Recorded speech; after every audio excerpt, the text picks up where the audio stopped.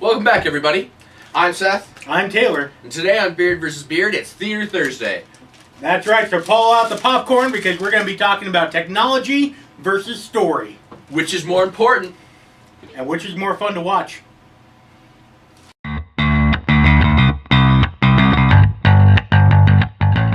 Alright everyone, it is Theater Thursday yet again.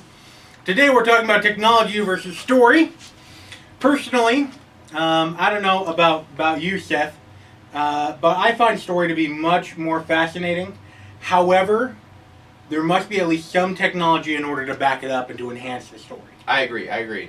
That if your technology is much too prominent and in your face, it takes away from the story. And if your story is not good enough to go with the technology that you have, it's not going to ever go anywhere. Yeah. So let me ask you this. Do you remember Avatar? Yeah. Mm-hmm. Not The Last Airbender, but Avatar? Yeah, with the Pandora, not Pandora. Yeah. Oh yeah, Pandora. The giant blue people? Mm-hmm. Yeah. So that was renowned for having a lot of awesome technology. Okay, and using computer-generated images in with the acting in order to totally transform a person without the need of makeup. Okay? Exactly. So everyone hailed the movie as being amazing simply because of the technology. Uh-huh. But let me ask you this, and you can think about this in your own mind. Give me a couple of quotes from that movie. Famous quotes. I'm the big blue woman. She hisses at the dude. Anything else? Nah, not really. Alright, now, let's see here. Star Wars A New Hope. Give me some quotes. There's way too many. Off the top of your head. Just come on. Pull them out.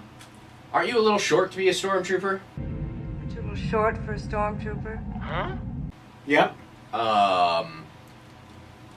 These are not the droids you're looking for. Exactly, there you go. These aren't the droids you're looking for. These aren't the droids we're looking for. These are not the droids I'm looking for. My arm! You cut off my arm! That was part of the blooper reel. You know, when they're in Mos Eisley and Ben Kenobi chops off the guy's arm. Oh, okay, yeah. Yeah, you don't actually... They edited it out in the original version because they thought that would be a little too mature. It's totally there. Okay, but anyway, that's the point, okay? Star Wars, the first ones, are a great example about how good storytelling comes in with good technology. Yeah. Okay? But when you have technology that supersedes the story, as in Avatar, the movie may make you a lot of money at the box office day one, but that's it. Yeah. No one's going to remember it. Like, Avatar's still really big, but it's not really, like, Star Wars big. It's not... Well, nothing's going to be Star Wars big, really, ever. Well, Star Trek. Harry Potter. Touché. I just one-upped myself. Yep. But still, Avatar is still large, but it's not. It doesn't have a fan base. There's not a fandom of Avatar. There's a fandom of Star Wars. The most you're ever going to see of Avatar is some random chick doing cosplay at Comic-Con. Because she's hot. Or not, and trying to be. It's Too. Comic-Con, you know. And what happens at Comic-Con stays at Comic-Con. And the internet. That's not true. The internet. Oh, I see what you mean. But, you know, so the real point is you know, once... There has to be a balance. There has to be a balance, okay? Because if you have too much story and not enough technology, then it's not going to be pulled off in the long run. Okay? Yeah.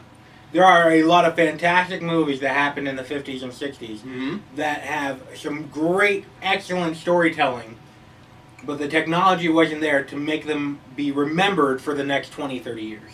Like, how many of you guys know The Italian Job? Oh, yeah, yeah. There was actually a 1964, I believe it is? Yeah. Italian Job. There, I only know that because my parents showed it to me. And it was well done, but it wasn't as amazing as the new Italian Job with all the technology, like with the minis going through the subway, Yep. the safe, the truck falling through the ground. That was an awesome scene. That was really cool. That is also the only place in a movie where you can see a commercial of Pepsi Blue. Really? Yeah. Because they use that Pepsi Blue sign to cover the hole. Oh yeah. Yep. Yeah, because Pepsi Blue Only sucked. where in cinematography will you ever see a Pepsi Blue ad. Wow. That's interesting. That's another reason why it's better than the 64 one. And so, yeah, like, it was well done in the 60s, but they just didn't have that wow factor as you could, that made it stay through the ages. Because, like, there's some movies in the 60s, James Bond. You've got your Lamborghini that turns into the submarine. Awesome scene.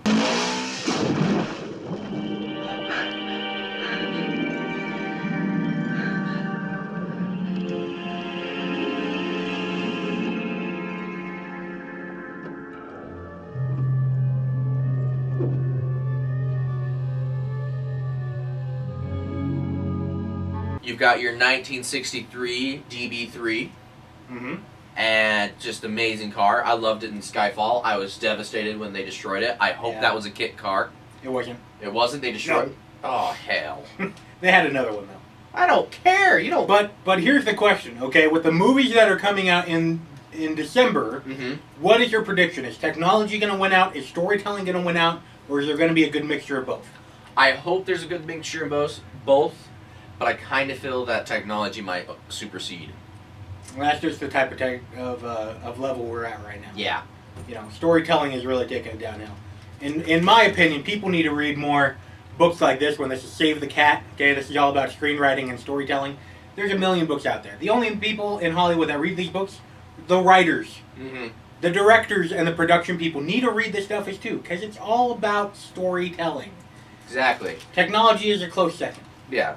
I believe that we need technology to be able to continue making our movies greater and a better entertainment feel for the viewers, but I don't want to have a rumble seat and awesome 3D effects and have crappy storylines like Twilight. Yeah. That's a good way to put it. All the 3D movies that happened in the 60s and in the late 50s when 3D was the big thing, how many of them do we even remember now? I didn't even know they made 3D movies in the 50s and 60s. Zero. We don't watch them anymore. 3D movies today, barely watch them at all. Yeah. And that's a perfect example of how technology can really screw up story. Yep.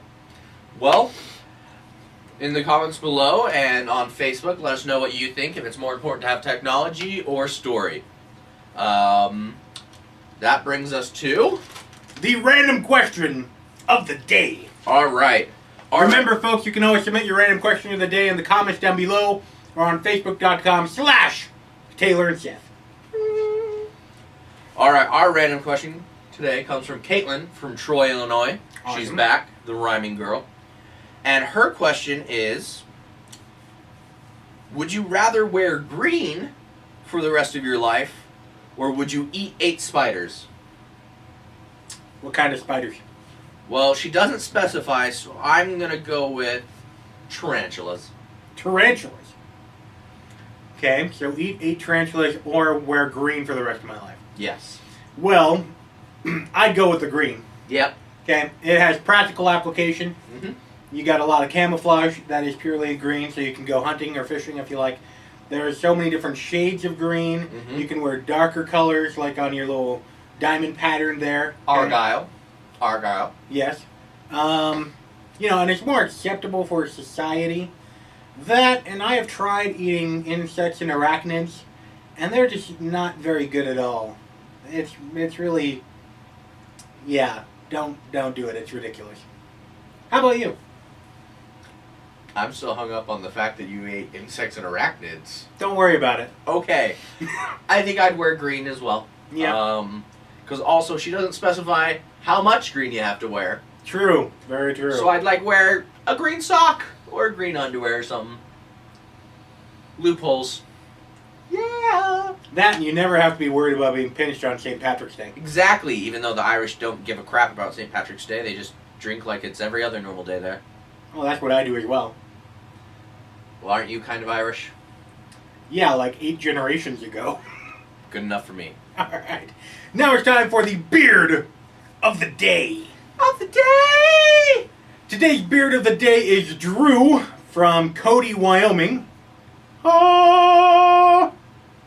That is an awesome picture of Drew. I love it. He's wearing the nice black coat there. Yeah. Awesome bowler derby. The guy's got style. Drew has had this full beard, and he's had it for a little over a year, Okay. I believe. Trims it occasionally, though? On occasion, yes, on Okay. occasion.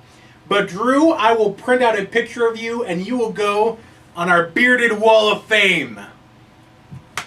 Don't go shaving on us. No, no, no. All right, folks. Well, that was a fantastic video, wasn't it? I think so. I loved it. We made it. Yes. And if you want to watch awesome videos like that, we got new videos coming out every single weekday. Every weekday? You can click on these videos down below here, okay, to go watch some others. We got some Manly Monday, we got Debate Tuesday, we got Whatever Wednesday, we got Sci Friday, we got Theater Thursday, okay? Make sure you hit that subscribe button there on the right, all right? And you'll be notified of all of our fantastic videos. Also, make sure to check us out on Facebook.com/Taylor and Seth. Until next time, I'm Taylor. And every time I'm Seth. Don't go shaving on us.